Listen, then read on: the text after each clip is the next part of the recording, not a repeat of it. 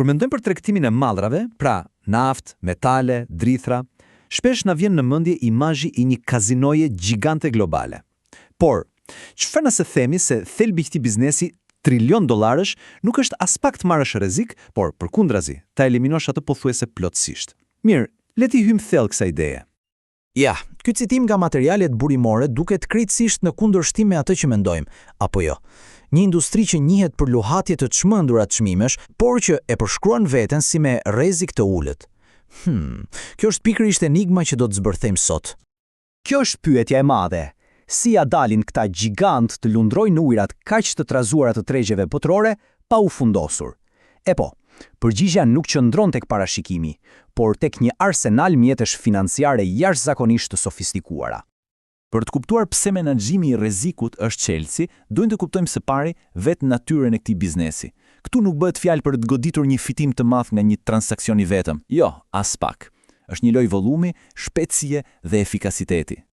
Imagjinoni pak, tregtarët më të mëdhenj kanë një qarkullim vjetor që është shumë herë më I madh se kapitali që kanë në dispozicion.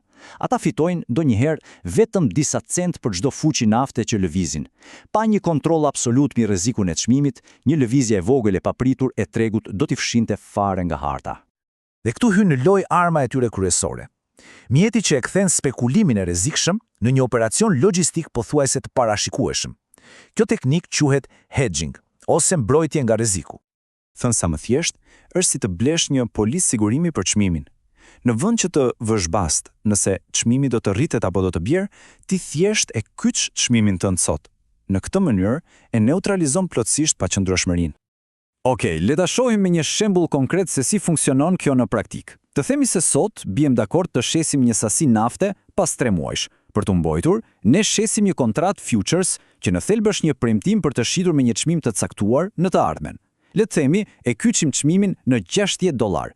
Tani vëmendje se çfarë ndodh. Pas 3 muajsh, çmimi real I naftës bie në $55. Kjo normalisht do të ishte një humbje e madhe, por ne e blem grapsh kontratën ton futures me çmimin e ri, më të ulët. Nga kjo lëvizje ne fitojmë $5. Dhe ja ku është magjia. Ky fitim prej $5 e anullon saktësisht humbjen nga shitja e naftës fizike. Rezultati, të ardhurat tona janë të garantuara. Por sigurisht ka një por, nuk është aq e thjesht, po të ishte të gjithë do ta bënin. Mbrojtja eliminon rrezikun e madh, atë katastrofikun, por lë pas një rrezik tjetër, më të vogël, më delikat, dhe pikërisht këtu në menaxhimin e këtij rreziku shkëlqejnë tregtarët e vërtet. Ky citim e thot më së miri. Pse? Sepse një kontratë futures për naftën Brent, që është një standard teorik, nuk do të lëviz kurrë në mënyrë identike me çmimin e një ngarkese specifike, le të themi, naftë të rëndë nga lindja e mesme. Do të ketë gjithmonë një ndryshim të vogël. Kjo mos përputhje e vogël quhet rreziku I bazës. Ky nuk është rreziku që të falimenton, nuk është lëvizja e gjithë tregut. Jo, është thjesht ndryshimi I vogël mes mallit tënd specifik dhe standardit të tregut. Dhe ky është rreziku që tregtarët jo vetëm e menaxhojnë, por edhe e shfrytëzojnë për të fituar. Pra, për ta përmbledhur, rreziku I çmimit total është si një bombë atomike, potencialisht katastrofik. Dhe ai eliminohet pothuajse tërësisht përmes mbrojtjes, ndërsa rreziku I bazës është si një lojë shau. Ai menaxhohet me mjeshtri dhe shndërrohet në një burim fitimi. Këtu qëndron gjithë sekreti I lojës. Mjeshtria e vërtet nuk është të parashikosh nëse nafta do të shkojë në $100 apo $50. Jo. Mjeshtria e vërtet është të parashikosh se si diferenca e vogël midis naftës së Ganës dhe standardit Brent do të ndryshojë, me vetëm 10 cent. Aty, pikërisht aty, bëhen parat. Mirë po, historia nuk mbaron me çmimin. Menaxhimi I rrezikut shkon shumë më larg. Imagjinoni pak një ngarkesë nafte që udhton nga një kontinent në tjetrin. Ajo përballet me një sër rreziqesh të tjera gjatë rrugës. Flasim për kosto transporti që mund të rriten papritur, për rreziqe operacionale si një derdhje nafte, për rrezikun e kreditës, pra që blerësi të mos paguajë, dhe sigurisht për rrezikun politik, si bllokada tregtare apo konfiskime asetesh. Secili prej këtyre rreziqeve duhet të menaxhohet me kujdes. Dhe lajmi I mirë? Ashtu si për çmimin, edhe për shumë prej këtyre rreziqeve ekzistojnë mjete mbrojtëse. Për shembull, një tregtar që friksohet se tarifat e transportit detar do të rriten, mund të blejë një marrëveshje transporti të ardhshëm ose feed fee. Nëse tarifat rriten, tregtari i paguan çmimin më të lartë pronarit të anijes, por kontrata fitfeji ja kthen diferencën. Në fund të ditës, kostoja shtesë neutralizohet plotësisht. Okej, tani që e pam të gjitha pjesët e puzzlit, le t'i bashkojmë. Do të shohim një shembull nga jeta reale për të kuptuar se si gjithçka lidhet bashkë dhe pse themi se këta tregtarë janë mjeshtër të marzhit, jo parashikues të tregut.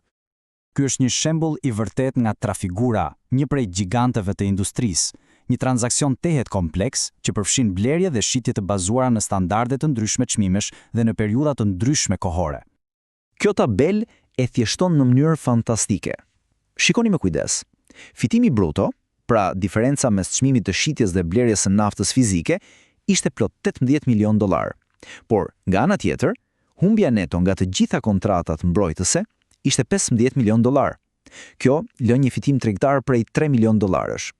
Pastaj, kur heqim kostot e transportit, financimit të tjera, fitimi neto përfundimtar mbetet vetëm $300.000. Dhe këtu është pika kyçe. Pas gjithë atij operacioni gjigant, fitimi neto ishte vetëm 15 cent për fuqi. Mund të duket shumë pak, por ky ishte një fitim pothuajse i garantuar që nga dita e parë, pavarësisht se çfarë bëri tregu naftës më pas. Ishte një operacion logjistik i planifikuar me precizion, jo një bast në kazino. Dhe kjo fjali e përmbledh të gjithë filozofinë e tyre. Në fund të ditës nuk ka rëndësi nëse çmimi i naftës rritet apo bie. E vetmja gjë që ka rëndësi është që marzhi i fitimit, pasi të jetë mbrojtur nga të gjitha rreziqet, të jetë më i madh se të gjitha kostot. Ky citim nga eksperti Craig Pirong e godet pikërisht në shenjë. Po, çmimet e naftës janë jashtëzakonisht të paqëndrueshme dhe të rrezikshme, por vetë biznesi i tregtimit të naftës është projektuar për të qenë krejt të kundërta, i qëndrueshëm dhe me rrezik të ulët. Dhe kjo na lë me një pyetje të fundit për të menduar. Nëse tregtarët nuk po shesin aftësinë e tyre për të parashikuar të ardhmen, atëherë cili është produkti i tyre i vërtet? Ndoshta në fund ditës ata nuk shesin fare naftë apo metale. Ndoshta ata shesin diçka shumë më të vlefshme, siguri dhe parashikueshmëri në një botë ekonomike që është thelbësisht e pasigurt.